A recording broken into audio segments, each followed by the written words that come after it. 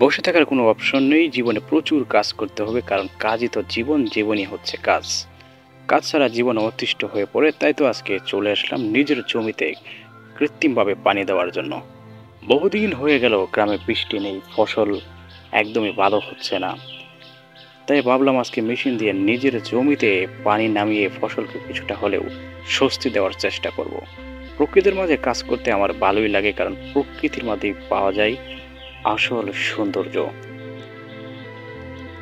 আমরা আজকে একটা সেলো মেশিন বলে এটাকে, সেলো মেশিনের সাহায্যে পানি দেওয়ার চেষ্টা করব। তো আমি তো স্টার্ট দেওয়ার পারি না, বা অনেক চেষ্টা করেও ব্যর্থ হয়েছি। তো আমি আমার এক বন্ধুকে নিয়ে আসলাম স্টার্ট দেওয়ার জন্য। সে বহু চেষ্টা করে ব্যর্থ হচ্ছে। একের পর এক চেষ্টা করে যখন আমরা ব্যর্থ হচ্ছি, তখন খুঁজতেছি আসলে কি সমস্যা। দুজন ব্যর্থ হওয়ার পর তো আমরা পাশে আরেকজন কৃষক ছিল আমাদের বন্ধু, তাকে নিয়ে আসলাম। দেখি সে এখন পারে কিনা। সেও মোটামুটি চেষ্টা করতেছে, কিন্তু মেশিন কোনো মতে স্টার্ট নিচ্ছে না।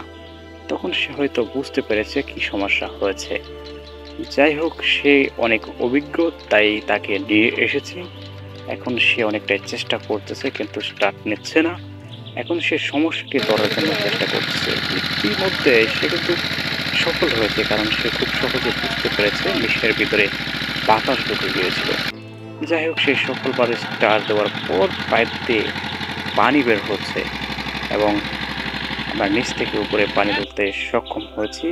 তারপর পাইপ দিয়ে পানি বেরিয়ে যাওয়ার পর আসলে পাখিগুলো দেখছে, তারা অনেকটা স্বস্তি পাচ্ছে। মাটিও কিন্তু অনেকটা স্বস্তি পাচ্ছে। এবং আমার বন্ধু কিছুটা ফসল ছিল আমাদের ক্ষেতে, মরিচ, এবং সে মরিচগুলো আসলে তুলে নিচ্ছে। এবং একটু জমিতে অনেকগুলো ফসল ছিল, কপি সহ আরও বিভিন্ন ফসল, তো সেগুলো তুলে নিচ্ছে। যাই হোক, আমরা এখানের কাজ শেষ করার পর সেটা নিয়ে গেছি আরও অন্য এক জায়গায়। অন্য জায়গায় আমরা আবারও পানি দেবো, তাই এটা আমরা সেটিং করেছি। পাশে একজন কৃষক সে গরু নিয়ে আসতেছে, যে দৃশ্যটা আমার কাছে খুব সুন্দর লেগেছে।